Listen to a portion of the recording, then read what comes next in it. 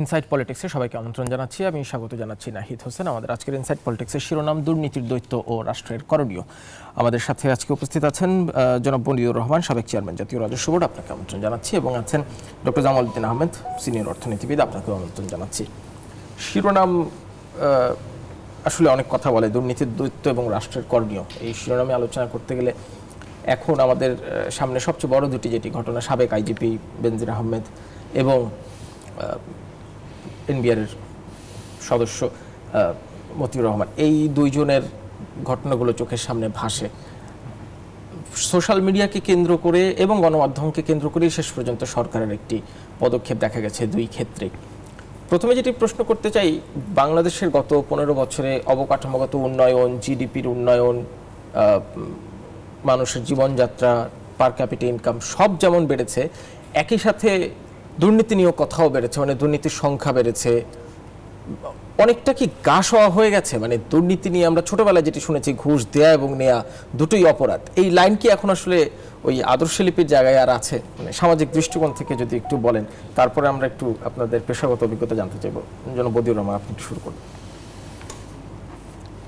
আপনার বড় জিয়াবত যদি হয়, বিরাট অনুষ্ঠান হয়, তখন তার রেসিডিও বাড়ে। একটা মুরগি জবাই করলে বিড়াল কুকুর কতটুকু পায়, কিন্তু যদি 1 কোটি 1 লাখ মুরগি জবাই করেন তাহলে তারা বেশি পায়। সব কিছুরই তো আছে। আপনি ছোট থাকতে আদর্শলিপি যেটা বলছেন, সেগুলো তো তখন মূল্যবোধের ব্যাপার ছিল। এটা 60-এর দশকেও আমরা স্কুল লাইফে এটা দেখেছি, কলেজ লাইফে দেখেছি। এখন সেগুলা কোনো পরোয়া নেই। পরোয়া নাই এই জন্য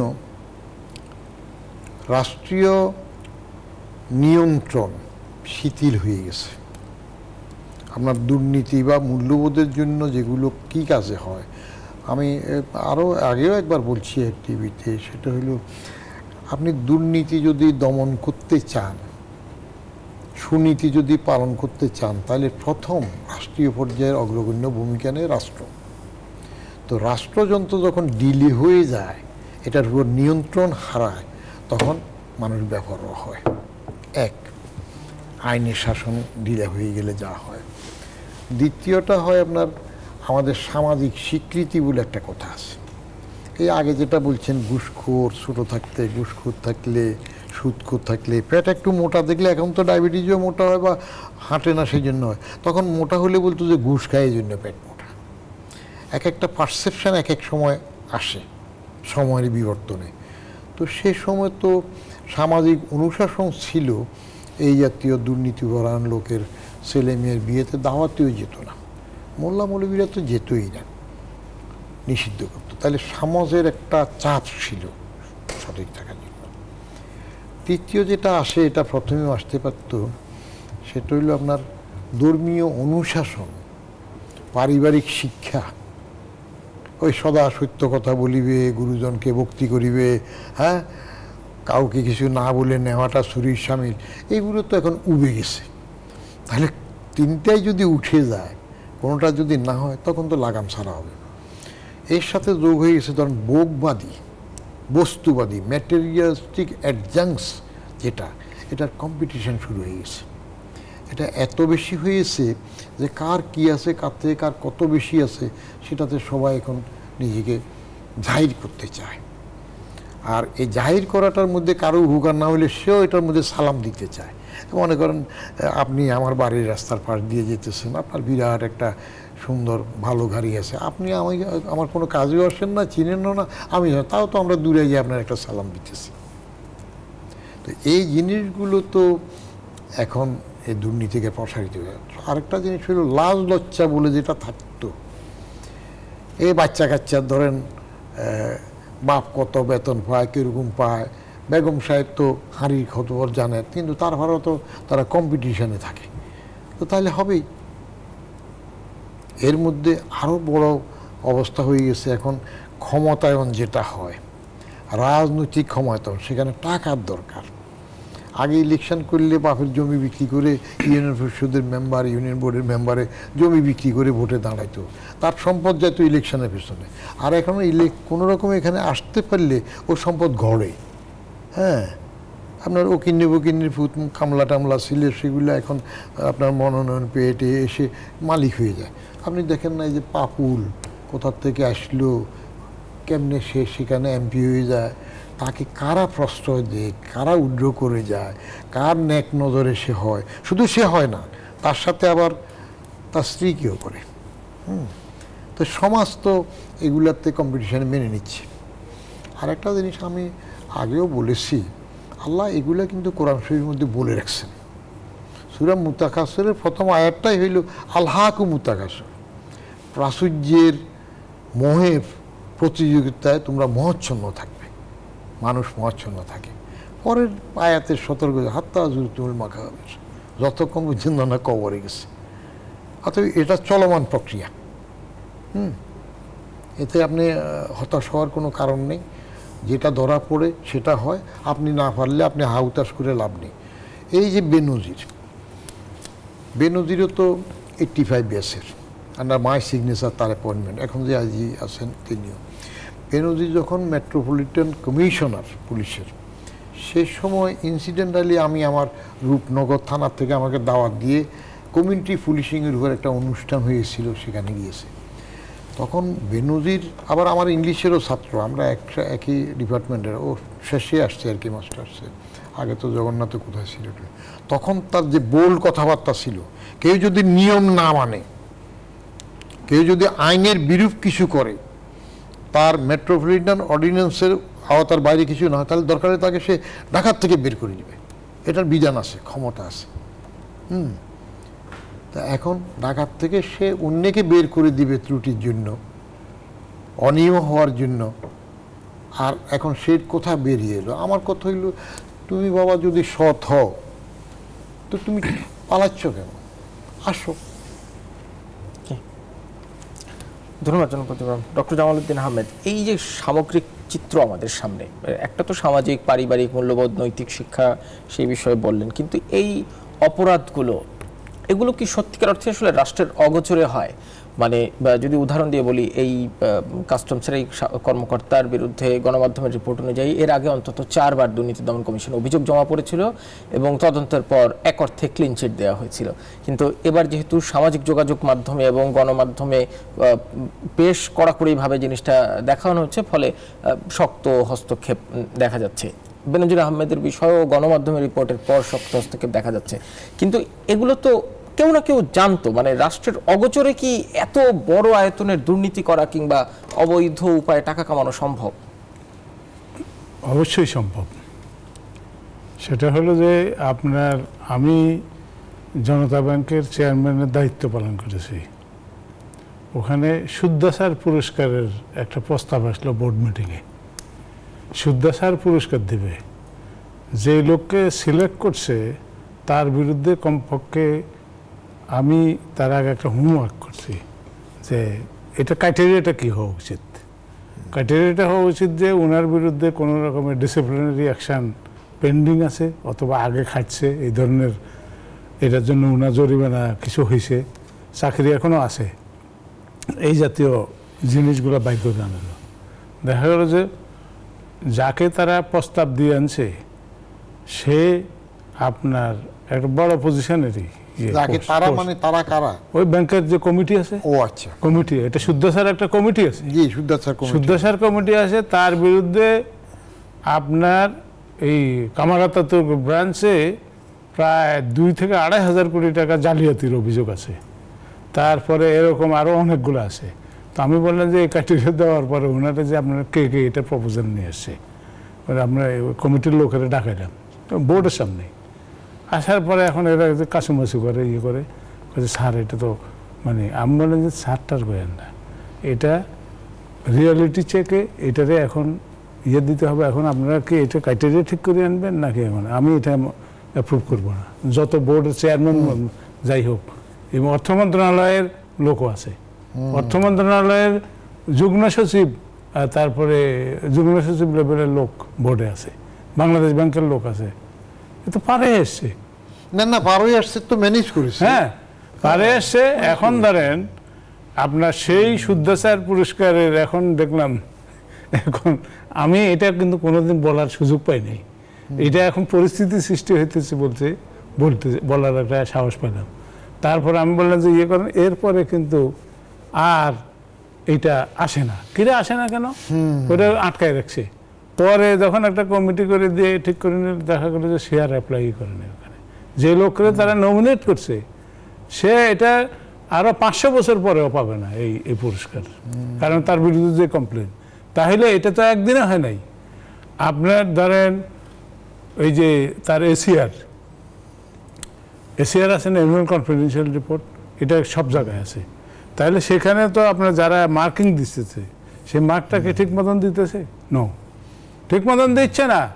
সরকার বেসরকার যত জায়গায় আছে বাংলাদেশে হোল সমাজটা এইভাবেই আপনার হয়ে গেছে, যে কারণে রাষ্ট্র, সরকার, দল একাকার। এখন এটা কিন্তু আলাদা আলাদা জিনিস। রাষ্ট্র একটা জিনিস, সরকার একটা জিনিস, যে দল বিজয়ী দল সে আলাদা জিনিস। সে বিজয়ী হওয়ার কারণে তাকে মানুষ মানিয়ে নিতেছে কেন? এটা হলো সোশ্যাল ইয়ের কারণে, ডেমোক্রেসি ভোট দিয়া তারা জিতে আনছে। তার মানে ইনি দেশটা চালাবেন এই দল, সেই জন্য মানুষ ভোট দিতেছে, ভোটটা দরকার এই জন্য। তো সেই ক্ষেত্রে যদি তাদের মতামত না থাকে তাহলে আপনি এই সবগুলো যদি একাকার হয়ে যায় তাহলে গোড়ায় রাজনীতি এবং অর্থনীতি তো রাজনীতিকে ডিকটেট করে না, ডিকটেট করে রাজনীতি।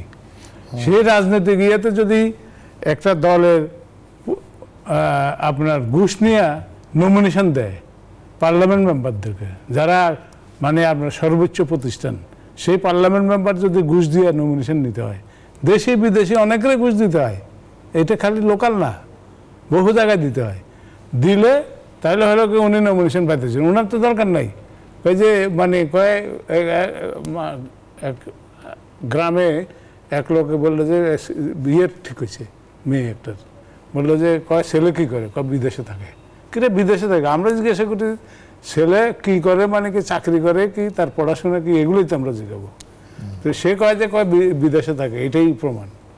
এখন টাকা আছে, তারপরে টাকা আছে, প্রাডো জিপ লইয়া যাইতেছে, পাজারো জিপ লইয়া যাইতেছে, বাস সবাই সালাম দিতেছে, হুজুরের বাদ দিয়া। মসজিদ ইমাম সাহেবেরও সালাম দেয় না এরা, কিন্তু ওরে দিতেছে কেন? সে টাকা ছাড়তেছে। তারপরে সে ফ্রিডম পার্টি করে, তার নমিনেশন দিয়ে দিচ্ছে, অমুক জায়গায় বিদেশ থেকে ইয়ে আছে, প্রেশার আছে, এই জন্য দিয়ে দিছে। তার মানে কি?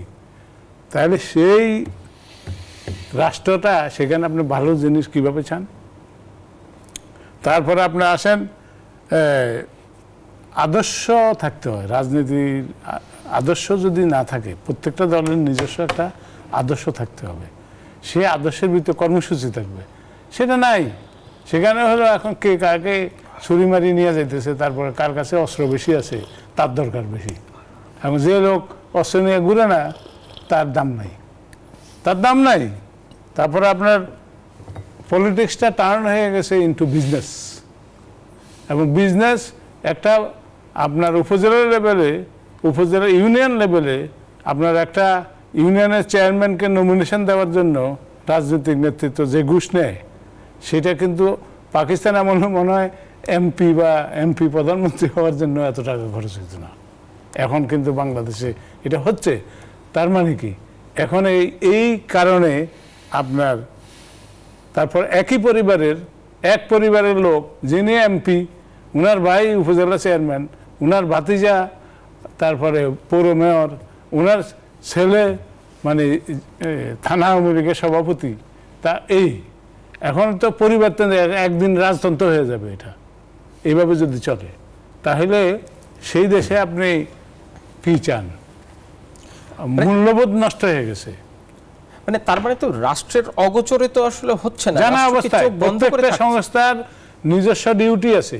আপনারা ওনারা আরো ভালো জানেন, ওনারা তো সরকারি চাকরি করছেন, আমি সরকারি চাকরি করি নাই, কিন্তু সেখানে প্রত্যেকটা লোকের পিছনে কিন্তু গোয়েন্দার মতন লোক আছে। এই বিভিন্ন জায়গায় এক এক ডিপার্টমেন্টে এক এক রকম। বাট ওরা এই রিপোর্ট না দা করে এয়ারপোর্ট দিয়ে যাওয়ার সময়, আপনি যাইতে যান, আমার পাসপোর্ট 14 বার আমার চেক করে ঘুরে ইয়ে করে খাড়ায় থাকে, ইয়ে করে ধরে, কিন্তু সে যে যখন ডলার লইয়া যায় তারে তো কেউ ধরে না। ভিআইপি লাউঞ্জের নামে। ভিআইপি লাউঞ্জে যদি যারা যায়, ভিআইপি লাউঞ্জে একমাত্র প্রেসিডেন্ট, দেশের রাষ্ট্রপতি এবং প্রধানমন্ত্রী ছাড়া আর কেউ ভিআইপি না, সব আমরা ব্লাডি সিভিলিয়ান। তো সেই ক্ষেত্রে সবার জন্য আপনার এই সিস্টেম না করার কারণে ভিআইপি লাউঞ্জ দিয়ে যদি কেউ ডলার নিয়ে যায়, কে চেক করে এটা?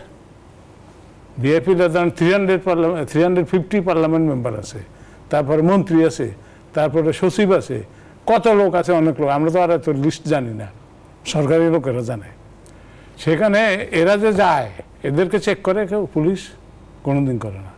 তো তাহলে আপনি কেমন ইয়ে দেন? উনি যে নিতেছে না, এটার প্রমাণ এই যে এখন ডলারের সংকট বলতেছে, এই ডলারের সংকট, এখন যদি ডলার এখান থেকে ব্যাগে করে নিয়ে যায়, তাহলে কি এটা ধরবে কে? ওটা প্রত্যেক জায়গায় গেট কিপার আছে না, রাষ্ট্রের গেট কিপার আছে, অসংখ্য ডলার পাচারের গেট কিপার আছে, রাষ্ট্রের প্রত্যেকটা সংস্থার গেট কিপিং আছে। কিন্তু এই গেটকিপারদের দায়িত্ব কি তারা পালন করেন না? মানে অর্থ বিভাগ আছে, এনবিআর আছে, এনবিআর এর নানান রকম গোয়েন্দা সংস্থা আছে, একটা বড় মেশিনারিজ তো আছেই, তারপর না দুর্নীতি দমন কমিশন, এই মেশিনারিজগুলো কি চোখ বন্ধ করে থাকে? চোখ বন্ধ করে না, প্রত্যেকে নিজের অস্তিত্ব বাঁচানোর জন্য চুপ থাকে। আপনাদের স্মরণ থাকতে পারে, এখন নাম না বলাই ভালো, একজন প্রধানমন্ত্রী যে সৌদি আরব যাওয়ার সময় 16, 17 না 20টা ট্রাঙ্ক নিয়ে গেল, তো কেউ কি চেক করতে পারছে? এত ট্রাঙ্ক একটা প্রধানমন্ত্রী বিদেশ যাওয়ার সময় কেন নিচ্ছে? কি ছিল? দেখতে পারে নাই। এত কাপড় চোপড় না, কাপড় চোপড় না, একটা অর্থমন্ত্রী, তাকে যখন আটকাতে চাইলো একটু চেক করার জন্য, তার অনেকগুলো এরকম জিনিস যাচ্ছে, তখন তো হুকুম আসলো যে এটা চেক করা যাবে না। আচ্ছা, এইবার দেখেন না, কোথায় কে একজন একটা খবর পত্রিকায় উঠলো যে কে নাকি কত টাকা বিদেশে নিয়ে গেছে, আবার কে একজন নাকি এটা তদন্তের জন্য আদালতে দরখাস্ত করে বসছে, সেখান থেকে বলে দিল যে তদন্ত করা যাবে না। আছে না ঘটনা? তো এগুলো যদি আপনার হরামেশা ঘটে, রাষ্ট্রযন্ত্র যারা বলছেন, রাষ্ট্র আমরা পৌরনীতিতে, পলিটিক্যাল সায়েন্সে পড়ছি, রাষ্ট্র সার্বভৌম, রাষ্ট্র বলতে কিছু নাই, কারণ রাষ্ট্রের প্রতিনিধিত্ব করে সরকার, আর এখন সরকার হলো দলের, তাহলে দলটা ইম্পর্টেন্ট হয়ে গেছে। রাষ্ট্র তো নিজের করার কিছু নেই, রাষ্ট্রের মেকানিজম যেটা, তার যে absolute power, that is being exercised by the government. Government রাষ্ট্রের পক্ষে সেটা করে, তো এখন গভর্নমেন্ট যদি সেটা না করে আপনি করবেন কি? তো গভর্নমেন্টে কারা আছে? দল। তো দল যদি লালন পালন, এই যে বললেন উনি যেগুলো আছে, এখন তো বিজনেসম্যানের কথা উনি বললেন যে বিজনেসম্যান তো 62% চলে গেছে সংসদে। So where is politics now? That's gone. মানে তার মানে কি পলিটিক্যাল এক ধরনের প্রচ্ছন্ন সমর্থনও থাকে এসব বিষয়, এবং পলিটিক্যাল উইল যদি ঠিক না হয়, কারেক্ট না হয়, তাহলে এটা নিয়ন্ত্রণ করা সম্ভব না। আপনি ভদ্রভাবে উপস্থাপক হিসেবে প্রচ্ছন্ন বলছেন কেন? প্রচ্ছন্ন বলে কোনো কথা আছে নাকি? ডাইরেক্ট যেগুলো হচ্ছে। আমরা একটু একটা বিরতি নিয়ে এসে এই বিষয়ে আমরা ইনসাইট পলিটিক্স একটা বিরতি নিচ্ছি, ফিরছি খানিকক্ষণ পরে, সঙ্গেই থাকবে। বিরতির পর আবার আমন্ত্রণ ইনসাইট পলিটিক্স। আজ কথা বলছি দুর্নীতির দৈত্য রাষ্ট্রের করণীয়। আমাদের সাথে আছেন জনাব বদিউর রহমান, সাবেক চেয়ারম্যান জাতীয় রাষ্ট্র বোর্ড, এবং ডক্টর জামালউদ্দিন আহমেদ, জ্যেষ্ঠ অর্থনীতিবিদ। আপনারা দুজনেই বলছিলেন পলিটিক্যাল গুডউইলের কথা, কিন্তু ক্ষমতাসীন সরকার, এর আগের সরকার, সবাই তো মানে ক্ষমতায় আসার আগে কিংবা পরে বলেন দুর্নীতির বিরুদ্ধে zero tolerance, anti corruption commission আরও শক্তিশালী করা, দিনকে দিন শক্তিশালী করে তাদেরকে কাজ করতে দেয়া, সবাই তো বলেন। তাহলে এটি কি আসলে শুধুমাত্র মুখের বলি হিসেবে থাকে, জনাব বদিউর রহমান?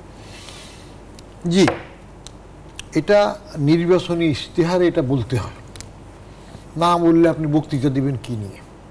একটা কর্মসূচিও থাকবে। আওয়ামী লীগের কর্মসূচিগুলো আরও চমক হয়, আমার গ্রাম আমার শহর, ডিজিটাল বাংলাদেশ, এখন স্মার্ট বাংলাদেশ, হ্যাঁ, এইভাবে চটকদার চমক সৃষ্টি যেগুলো থাকে। আমি বলি, যেটা দেখি, 0% টলারেন্স বলাটা একটা স্লোগান, এটা রাজনৈতিক স্লোগান, এগুলো বলতে হয়। কিছু জিনিস আছে, আমরা অনেক সময় বসে আলাপ করতাম, একজন পলিটিশিয়ান, একজন ব্যুরোক্রেট, আরেকজন আর্ম ডিসিপ্লিন ফোর্সের পার্সোনাল, তাহলে একটা মেয়ে শব্দের ইন্টারপ্রিটেশন কীরকম হতে পারে? যদি একজন পলিটিশিয়ান বলে it may be done, it may be interpreted it will never be done. একজন ব্রুকেট যদি বলে it may be done, yes there is 50-50 possibility it may be done. কিন্তু একজন আর্ম ফোর্সেস পার্সোনাল যদি বলে it may be done, that means it will be done. এই যে interpretation, আপনার 0% টলারেন্স। জিয়াউর রহমান সাহেব যখন প্রেসিডেন্ট ছিলেন 1979 সালের 19, 20, 21 অথবা 20, 21, 22 এই 3 দিন এপ্রিল মাসের এই 3 দিন NEC ন্যাশনাল ইকোনমিক কাউন্সিলের বৈঠক হয়েছিল। সেই বৈঠকে একটা ডিসিশন ছিল, at least 50% corruption should be eradicated at once. এটা বলার পরে হই রই করে সর্বত্র সমালোচনা শুরু হইল। ও তাহলে প্রেসিডেন্ট জিয়া 50% লিগালাইজ করে দিল, কারণ ওই বলছে না 50% corruption should be eradicated at once, তার মানে বাকি 50% যায়। সমালোচনা শুরু হইল, 100% তো বল না। তখন বলা হতো যে Zia was personally honest, but he allowed his ministers and people to be dishonest. এগুলা ঘটছে। বঙ্গবন্ধু তো কঠোরভাবে বলল যে সবাই পায় সোনার খনি, আমি পাই চোরের খনি, এ গাজী আমার কম্বলটা কোথায়? ধরতে পারলো? হলো না। এরশাদের সময় এরশাদ তো দুর্নীতির বিরুদ্ধে জেহাদ ঘোষণা করে আসলো। সাত্তার যখন টোটাল গেমটাকে নিজের ইন্দুকে ধরল, কাশেমের বাড়িতে পালাইল, যুব প্রতিমন্ত্রী কাশেম, তখন প্রফেসর ডাক্তার মতিন উপপ্রধানমন্ত্রী এবং স্বরাষ্ট্রমন্ত্রী বললো যে ইন্দু এরকম ওখানে আছে, বলে যে ধরে নিয়ে আসো। যদি বাধা দেয় কাশেম যুব প্রতিমন্ত্রী হইলো, তারেও বেঁধে নিয়ে আসো। আমি তো ক্যাবিনেট 3 প্রেসিডেন্টের সাথে কাজ করলাম, জিয়া, সাত্তার, এরশাদ। সেই জন্য আমি ক্লোজলি এগুলো দেখেছি, যেহেতু আমি ক্যাবিনেট মিটিং করতাম। এবং সাত্তার সাহেব তখন এরকমও ডিসিশন দিল স্বরাষ্ট্রমন্ত্রীকে যে যতজন এইরকম গণ্ডগোল করতেছে, বাকির ব্যাপার মনে আছে, সোনালী ব্যাংকের ইউনিয়ন নেতা বাকি পরে জেলে মারা গেল, বললো যে গেইটে যদি জেলে জায়গা না হয় স্টেডিয়ামের তালা বন্ধ করে সেখানে ঢুকাও। তো স্ট্রিমলাইন যখন হয়ে যাচ্ছে তখনই ওই যে চক খেলে রাখছে আগে এরশাদ ক্ষমতা আসবে, তখন এরশাদ চট করে মার্শাল ল জারি করে দিল। এবং ওইটার প্রক্লেমেশনটা আগে টাইপ করা ছিল, শুধু ডেটটা 24 তারিখটা হাতে বসানো হয়েছে। তো আসে তো প্রথম হুলস্থুল করলো, কিন্তু যেই আসে that is not the solution. ওই যে মার্শাল ল বা এরা আসে, প্রথম আসে পপুলারিটি পায়, পলিটিক্যাল ডিজঅর্ডার থেকে, মানুষের বিরক্তির থেকে তখন সবাই বাহবা দেয়। এরা গাছপালার মধ্যে ওই কিছু রং লাগায়, দেখলে মনে হয় হাফ প্যান্ট পরাইল সাদা, এইসব করে ওই রিক্সা এক্সটেন্ডে সাইনবোর্ড লাগায়, ওরে পিটায় এরে পিটায়, ব্যাট মারে, এইসব করে প্রথম কদিন ভালো দেখায়। তারপরে দে দেমসেলফস বিকাম করাপ্ট। তখন আর মাস্টার ল থাকে না, ওটা মুন্সি ল হয়ে যায়। মাস্টার লটা হইল মাস্টার যখন ছাত্র পড়ায়, গ্রামের লোক তো মাস্টার ল বলতে পারে না, মাস্টার ল বলে। মাস্টার যখন ছাত্র পড়ায় তাকে যখন পেমেন্ট দেওয়া হয় তখন উনি টাকাটা গুনে নেন, দেখে নেন। আর মুন্সি যখন কবর জিয়ারত করে তারা যখন হাদিয়া দেয় সে গনে না, পকেটকে ঢুকায়। এই মার্শাল ল পরে মুন্সি ল হয়ে যায়। এবং কি ঘটলো শেষ পর্যন্ত? গণ অভ্যুত্থানে এরশাদের বিদায় হলো। কিন্তু মাঝখান দিয়ে লিগালাইজ কে করে? There lies the tragedy. আপনি বলতেছেন তৃতীয় পক্ষের শক্তি নাজাইজ, আমরা আসতে দেব না, এইবার এটা সংশোধন করে দিলাম, শেষ হয়ে যাবে, ধরা খাবে না। কিন্তু ওদেরকে লিগালাইজ কেউ করে? যারা লিগালাইজ করে দে আর আওয়ার পলিটিশিয়ানস, ওরাই করে। কারণ ওই নিজের শত্রু দলের বিরুদ্ধে তার থেকে যদি ক্ষমতা নেয় তখন ইনি উৎফুল্ল হন, ইনি তখন তাকে লিগালাইজ করেন। এবং সে লিগালাইজটা তো করবে না বলেও করে। যেমন আপনি 1986-এর ইলেকশন দেখেন, এরশাদের আমলে ইলেকশনে গেলে আওয়ামী লীগের নেত্রী বলেছেন, শেখ হাসিনাই বলেছেন যে জাতীয় বেইমান হবে গেলে, কিন্তু উইদিন 24 আওয়ার্স ইউটার্ন করে ইলেকশনে গেলেন। তাহলে এরশাদের একটা লেজিটিমেসি এসে গেল। তো এরশাদ অবশ্য এটা পোষাই দিছে পরে, ওরাই তো একদম ফেভার করছে। ঠিক শেখ হাসিনার সময় এরশাদ আবার তার এখানে চাটুকার হয়ে তার দূত হয়ে পোষাই দিছে। প্রত্যেকটা মার্শাল ল গভর্নমেন্টকে কারা আনে, যেমন এরশাদ পার্টি করছে কাকে নিয়ে, সেই আগের আওয়ামী লীগের লোকজন সহ বিএনপির লোক সহ তারা। জিয়াউর রহমান পার্টি করছে কাদেরকে নিয়ে, এই লোকগুলো কোথার থেকে আসছে? এগুলো বেসিক্যালি তো সবই আওয়ামী লীগ আসছিল, তাদেরকে নিয়ে রাজাঘাট যা আছে ওই আব্দুল আলিম আব্দুর রহমান থেকে শুরু করে শাহাদিস থেকে সবগুলোকে নিয়ে আসছে, এনে একটা শক্তি করলো, পরে বটে আসতে চাচ্ছে। তো আপনার পলিটিক্যাল সিস্টেমটাকে নষ্ট করে পলিটিশিয়ানসরা, এবং মার্শাল ল বা এরকম তৃতীয় পক্ষের শক্তি আসে এদের ব্যর্থতার জন্য। এটি তো রাজনীতিবিদরাই বলেন যে রাজনীতিবিদদের হাতে নাই, রাজনীতি চলে গেছে অরাজনৈতিক লোকজনের হাতে, এটি তারা বলেন। কিন্তু রাজনীতিবিদদের হাতে রাখার জন্য তাদের যা করণীয় সেটা কি তারা করেন?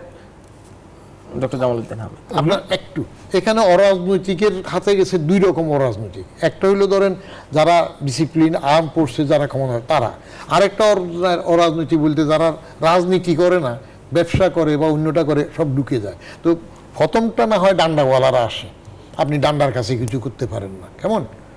আর বাকিটা কি করে? এদেরকে কে আনতেছে? এই যে এবার যে ব্যারিস্টার উমর নাকি একজন ডিগবাজি দিয়ে ওইখান থেকে এখানে আসলো, কারা আনলো? কোরবান আলী আওয়ামী লীগের এরশাদের ক্যাবিনেটে গেল, কারা আনলো? এটা তো তারাই করে। ডক্টর জামাল উদ্দিন আহমেদ, কি প্রশ্ন কি আপনার? মানে রাজনীতিবিদরাই তো এই যেটি বললেন জনাব বদিউর রহমান, রাজনীতিবিদরাই বলেন রাজনীতিবিদদের হাতে নাই, কিন্তু তারাই আবার এই কাজগুলো করছেন। উনি যদি আদর্শহীন হয়, ওনার যদি মৌলিক কোনো ফান্ডামেন্টাল কোনো বিলিফ না থাকে, উনি যদি যখন যেটা তখন সেটা হয়ে গেলে, তখন কিন্তু উনার কিন্তু নিজের পার্সোনালিটি থাকে না। হি সোল্ড আউট। আপনার যে যখন আপনার বিএনপি যখন জিয়াউর রহমানের সময় 79 সালে যে ইলেকশন হলো, 79 আমরা তখন ইউনিভার্সিটির ছাত্র, তখন আমরা দেখছি সেটা হলো যে আপনার এই লোকজনদের ধরে নিয়ে ওই দলের মধ্যে ঢুকাই দিছে। এরাও গেছে, এদেরও লোভ আছে, তারা তো স্যাক্রিফাইস, কিছু লোকে স্যাক্রিফাইস করছে। না ইলেকশন আগে রেফারেন্ডাম ছিল না, হ্যাঁ মিজানুর রহমান চৌধুরী বললো যে আপনার কয় যে ওই এক পলিটিশিয়ান সম্বন্ধে বলছে, ওনারা তো হলেন প্লাস্টিকের মোজা, এটা বিএনপির পায়েও লাগে, আওয়ামী লীগের পায়েও লাগে। এখন আপনার সেই যে অবস্থা, যারা মানে যাদের কোনো আদর্শ নাই, রাজনৈতিক দল করতে হলে রাজনৈতিক দলের আদর্শ থাকতে হয়, ভিত্তি থাকতে হয়, এবং সেটা যদি না থাকে এই দল টিকে না। যেমন পাকিস্তানের মুসলিম লীগ, এখন কিন্তু আপনার খুঁজে বাইর করতে হলে, আমাদের এখানে তো মুসলিম লীগের কোনো পাত্তাই নেই, পাকিস্তানে ইটসেলফ সেখানে কিন্তু মুসলিম লীগ কিন্তু এখন ওইভাবে মানে ওই দল নাই। তাহলে মানে তার মানে যে সমস্ত দলগুলো, যেমন ইন্ডিয়াতে কংগ্রেসের তো গত ইলেকশনে আপনার তারা কত বিরোধী দল হওয়ার মতন তাদের পর্যাপ্ত সিট ছিল না, বিরোধী দল হইতে হলে 10% না কত লাগে, সেই সিট ছিল না। তারপরেও এইবার তারা সেটা কভার করছে। তার মানে কি, তারা ওই জায়গার মধ্যে বসে ছিল, মনে করছে যে না আমি এটার মধ্যে লেগে থাকবো, কিন্তু এটা তো লেগে থাকছেন না। এবং যখনই লোভ লালসার কাছে ওনারা যখন সারেন্ডার করে, তখন আপনার এই অবস্থা হবেই, এবং সেক্ষেত্রে সেই রাজনীতিকরা আপনার দেশ চালানোর জন্য সক্ষম না।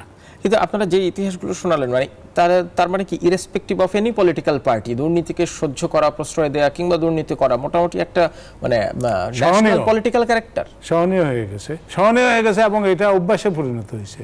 একটা বাকি আছে এখনো দেখা হয় নাই, সেটা হইল আপনার রাজাকার পার্টি যারা আছে, জামাত যারা আছে, এরা সরকারে আসলে দুর্নীতি করতো কিনা সেটা দেখার বাকি আছে আমাদের।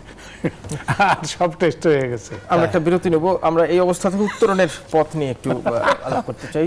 প্রিয় দর্শক, ইনসাইড পলিটিক্স এর একটা বিরতি নিচ্ছি, বিরতির পর আবার আমন্ত্রণ। ইনসাইড পলিটিক্সে কথা বলছি দুর্নীতির দৈত্য ও রাষ্ট্রের করণীয় নিয়ে। সাথে আছেন জনাব বদিউর রহমান এবং ডক্টর জামাল উদ্দিন আহমেদ।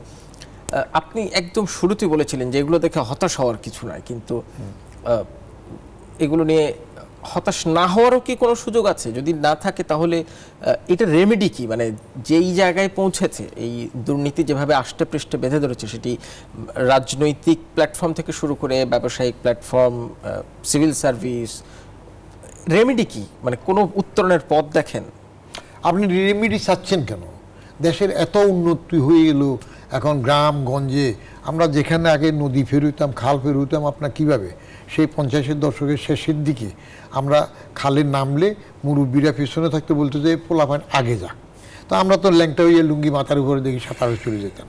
আর বড় মুরব্বীরা আস্তে আস্তে পানিতে নামতেছে, লুঙ্গিরে তহবন বলতো, তখন আস্তে আস্তে তার তহবন হাতে উঠতেছে, গলা পর্যন্ত গেল, হাতে উঠে গেল, ওই পারে যাইয়া আস্তে আস্তে আস্তে আস্তে আবার নামাচ্ছে। এখন একটা খাল বা একটা নদী চলাচলের মেইনে নাই যে হয় নাই, হিউজ উন্নতি হয়েছে। আর আমরা এমন এক যুগে আসছি, জন্মাইলাম, আমরা ঠেলা গাড়িতে যেমন চললাম, আমরা আবার স্যাটেলাইট পর্যন্ত পৌঁছে গেলাম, দেখলাম। তো উন্নয়ন হতে গেলে তার একটা রেসিডিউ থাকবে, এটা প্রত্যেক জায়গায় হবে। সাফাই খাওয়ার প্রশ্ন নেই, এটার ভাগ বাটোয়ারা সবাই খাবে। ময়রা যখন মিষ্টি বানাবে সে একটু সেকে দেখবে না, এটা তো হয় না।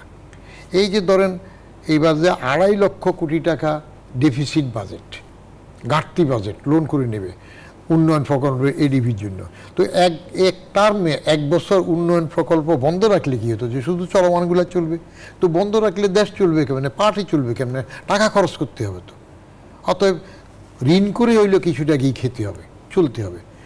আপনার যত উন্নয়ন হবে, রাজনৈতিক নেতৃত্ব সেটার মধ্যে সবাই যদি লাইন ধরে ভাগ বাটোয়ারতে যায়, তত দুর্নীতি বাড়বে। এখন রাজনৈতিক নেতৃত্ব কতটুকু সহি হবে সেটার উপর রেমেডি নির্ভর করবে। মনে করেন আপনার বিচার বিভাগ নিয়ে আমরা কি হতাশ না? মামলার জট হয়, ঠিকমতো কাজ হয় না, হ্যাঁ, তার মধ্যে আবার অ্যাপেক্স, আমাদের একটা দুর্ভাগ্য হইল প্রধান বিচারপতিও দুর্নীতির মামলায় পড়েন, আবার আসিব ফিরে বলে আর আসেন না, তাহলে আস্থার ঘাটতি হয়ে যাচ্ছে। রাষ্ট্রপতি দুর্নীতির মামলায় পড়েন, জেলে যান, হাজি এরশাদ। তারপরে প্রধানমন্ত্রী দুর্নীতিতে পড়ে যায়, মহোদয়, স্পিকার জরিমানা দেয়। তো আমাদের সিস্টেমটার মধ্যে এফেক্টসগুলো যদি সবগুলা করাপ্ট হয়, আপনি কাকে অনুসরণ করবেন? তো সেক্ষেত্রে দলীয়করণ, দল ভাঙ্গা বা আরেকজনকে নিয়ে আসা, সাচ্চা রাজনীতি প্রতিষ্ঠিত না হইলে এরা স্ট্রং হবে না। এক, আর দ্বিতীয় হইলে আপনি রাজনীতিতে যদি সেলাসমন্ডা পোষেন, এই যেমন নিচে যারা আছে ইউনিয়ন পরিষদে থাকুক বা দলের লেজুর দল থাকুক, সব তো তাদের শাখা প্রশাখা দল আছে না, যে ছাত্রলীগ আছে, শ্রমিক লীগ আছে, ওই যে ঠিক বিএনপি বাজাদের ওইরকম আছে, এইগুলো আপনি পুষছেন, তো পুষতে যায় করাপশন হচ্ছে। তারপরে ইউনিভার্সিটি সব দলীয়করণ হয়ে যাচ্ছে, বিসি হইতে হলে এই দলের সমর্থন দেখতে হয়, আবার বিসি সাহেব ছাত্রলীগের টেন্ডারের ভাব দেয়। এই যে সিস্টেমগুলা এই লাইনে প্রতিষ্ঠিত করে ফেলতেছেন। রেমেডি একটা মাত্র হয়ে, সেটা হইল এইবারের যেটা সরকার আছে, আমি যেটা বুঝি সেটা হলো শেখ হাসিনা যদি এইবার, কারণ এখন তো গণতন্ত্র আওয়ামী লীগের এক ব্যক্তিক গণতন্ত্র, অন্য কারো কাছে কিছু নেই, উনি যা বলেন সেটাই। এবং যদি এখন দেশে ভোটও দেওয়া হয় যে আওয়ামী লীগ এক পাশে থাকবে ভোটের জন্য, শেখ হাসিনা এক পাশে থাকবে, যে কাকে আপনি কতটুকু ভোট দেবেন, দেখবেন যে শেখ হাসিনা 75 থেকে 80% ভোট পেয়ে যাবে, কিন্তু আওয়ামী লীগ 50%ও পাবে কিনা সন্দেহ আছে। ঠিক একই অবস্থা দেখেছিলাম আপনার বঙ্গবন্ধুর শেষ দিকে। বঙ্গবন্ধু যখন শেষের দিকে একটা মিটিংয়ে আমি পার্সোনালি উপস্থিত ছিলাম, তা তো ওনার সব মিটিংয়ে যেতাম, এখন যেমন শেখ হাসিনার সমস্ত সাক্ষাৎকার দেখি, এনজয় করি। বঙ্গবন্ধু বক্তব্যের শেষে বলতেছে, আমার উপর আপনাদের আস্থা আছে কি না, হাত উঠান। পুরো রেস করছে, যত লোক ছিল সবাই হাত উঠিয়েছে স্বাধীনের পরে। কিন্তু যখন বললো আওয়ামী লীগের উপর আস্থা আছে, অনেকে হাত উঠান। এবং ইনসিডেন্টালি আমার পাশে সিরাজুল আলম খান ছিল, উনিও হাত উঠাননি, যিনি পরে জাসদ করলেন। তাহলে দলটা এখন গৌণ হয়ে গেছে, দলের স্ট্রাকচারটা এক ব্যক্তির উপর নির্ভরশীল হয়ে গেছে। সবগুলা দলের বড় নেতা টেতা আছে, শেখ হাসিনার বিকল্প শেখ হাসিনা, শেখ হাসিনার বিকল্প শেখ হাসিনা, বারবার যে দোহারিরা বলতেছে, কেন বলে? এত বড় পার্টির মধ্যে একটা বিকল্প সৃষ্টি হবে? হচ্ছে না এককভাবে। তো এখন যদি শুধু একমাত্র, আমি যেটা বিশ্বাস করি এবং আমার দৃঢ় ধারণা, শুধু শেখ হাসিনা যদি বলে ঠিক আছে, এই মেয়াদের আমার 6 মাস চলে গেল, বাকি 4.5 বছরের মধ্যে আমি একটা স্ট্রিম লাইন করব, সুশাসন প্রতিষ্ঠা করব, সেটা আমার দলে হোক কিংবা সরকারে হোক, আমলাতন্ত্রে হোক, তাহলে শুধু সম্ভব। ওই মাঝে মাঝে চমক দেওয়ার জন্য সম্রাটকে একটু বেসকি দিবেন, এই নুরুফন পাপিয়ারে একটু দৌড়বেন, এগুলা দিয়ে হবে না। ধন্যবাদ ডক্টর জামালউদ্দিন আহমেদ, একটু কনক্লুডিং রিমার্কস, রেমেডিটা উনি যেটা বলছেন ওনার সাথে আমি একমত। এখানে আপনার একমাত্র শেখ হাসিনাই পারে এটাকে অর্ডারে আনার জন্য, এবং উনি ওনার পরবর্তীতে কারা নেতৃত্বে আসবে উনি সেটার স্ট্রাকচারটাও তৈরি করা উচিত, এবং এটা ইন এ সিস্টেমেটিক ওয়ে। এটা কিন্তু এমনি না, আবেগে দিয়ে না, এটা যদি আপনার তৈরি করা হয়। এবং উনি যে সময়টা পেয়েছেন এখন, এবং এই দেশের লোক ওনাকে কিন্তু অনেক উচ্চতায় উঠেছে। এটা কিন্তু আপনার বাংলা, ওনার ফাদার এত বছর শাসন করতে পারে নাই দেশ, উনি পারছেন। সেইটা বিবেচনা করেও ওনার এখন উচিত যে আপনার শৃঙ্খলা ফিরে আনা এবং রাষ্ট্র এবং সরকারকে আলাদা রাখা, রাষ্ট্র এবং সরকারকে এবং সরকার এবং দলকেও আলাদা করতে হবে, আলাদা আলাদা রোল। এবং সেই ক্ষেত্রে সবগুলো যদি একাকার হয়ে যায় তাহলে কিন্তু এখানে মানে জবা খিচুড়ি হয়ে যাবে। এবং এইটাকে এনশিওর করার একমাত্র উনিই পারেন। এবং সেটা উনি ধরেন আপনার এই যে চায়নার যে শি জিনপিং, তারপর উনি যেভাবে ডিসিপ্লিন আকারে চালায় যেতেছে, ওনার ডেভেলপমেন্টও হইতেছে, আবার ডিসিপ্লিনটা ফেরত আনতেছে, এবং তারা ব্যবস্থা নিতেছে যে কোন কোন জায়গায় ত্রুটিগুলো আছে সেগুলোর জন্য ব্যবস্থা নিতেছে। এবং এটা যদি না নেওয়া হয় তাহলে কিন্তু শেখ হাসিনার অ্যাবসেন্সে একটা বিরাট একটা ডিসঅর্ডার আসবে। কিন্তু এটা উনি তো আর মানে হিউম্যান বিইং, মানুষ, এবং উনি যেই পর্যন্ত হায়াত পেয়েছে আল্লাহর কাছ থেকে নিয়ে এসছে সেইটুকু পর্যন্ত না উনি চালাবে। এরপরে এর জন্য উনাকে তৈরি করতে হবে, নেতৃত্ব তৈরি করতে হবে, এবং দায়িত্বটা দিতে হবে যে ব্যাংক অফ জাপান কেন্দ্রীয় ব্যাংকের যে গভর্নর বানায় 20 বছর আগের থেকে কাদেরকে করবে, মানে এনাদের মতন অফিসার 10 জনরে ঠিক করিয়া তারপরে ওই 10 জন থেকে কিন্তু ফাইনালি যখন 20 বছর পরে এই গভর্নর হব একজন এখান থেকে হচ্ছে। তো পার্টির মধ্যে তো এই ধরনের সিস্টেম থাকতে হবে। কে আপনার পররাষ্ট্র ডিপার্টমেন্ট দেখবে, কে আপনার অর্থ বিভাগ দেখবে, কে আপনার এলজিআরডি দেখবে। এখন একজনরা আনি দিয়ে দিলেন, হঠাৎ করে আনিয়া দিলেন আজকে সকালে, সে জানে না যে সে কি হবে, কিন্তু হঠাৎ করে এসে বললেন যে আপনি এই দায়িত্ব নেন, এবং উনি কিন্তু প্রিপেয়ার্ড না।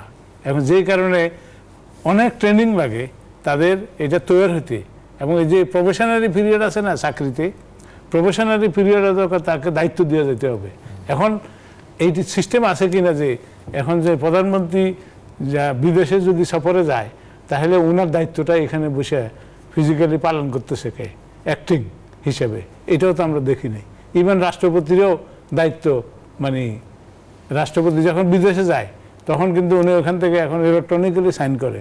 এটা না হয়ে আমার মনে হয় সুযোগ দেওয়া উচিত সেকেন্ড ম্যান যিনি, ওনাকে ট্রেনিং দিয়ে আস্তে আস্তে ওই একটা পর্যায়ে ওনার অ্যাবসেন্সে, উনি তো একসময় তো বয়স হলে এখান থেকে যেতেই হবে। তো সেই যাওয়াটা স্বীকার রাখে আপনাকে কর্মপরিকল্পনাটা যদি তৈরি করেন। আর যে আর্থিক ব্যবস্থাপনা, যেটা ওই দুর্নীতির সাথে কিন্তু আর্থিক ব্যবস্থাপনার দুর্নীতিটাও একটা, টাকা পয়সা না নিলে এমনি দুর্নীতি করলে কিছু পয়সা কড়ি খরচ হলো না, কিন্তু টাকা যখন নষ্ট হবে তখন কিন্তু আপনাকে এখানে সিরিয়াসলি নিতে হবে। এবং সেই ক্ষেত্রে এই দায়িত্বগুলা করার জন্য যে কোর্টের যে কাজগুলা, সেই কাজগুলা কিন্তু আপনার লোন কোর্ট থেকে আরম্ভ করি সব জায়গায় এই মামলাগুলা, তারপরে ডিফল্টার, তারপরে বিদেশে টাকা পাচার করে, এদের প্রত্যেককেই মানে একটা ডিসিপ্লিন নজরদারির মধ্যে আনতে হবে। আপনাদের বিজ্ঞ মতামত নিশ্চয়ই নীতি নির্ধারকরা ভাববেন। জনাব বদিউর রহমান, ডক্টর জামালউদ্দিন আহমেদ, আপনাদের দুজনকে অসংখ্য ধন্যবাদ আজকে চমৎকার আলোচনা করার জন্য। প্রিয় দর্শক, এই ছিল আমাদের আজকে ইনসাইট পলিটিক্স। অন্য পর্বে অন্য অতিথির সাথে দেখা হবে। ধন্যবাদ সবাইকে, সাথে থাকুন।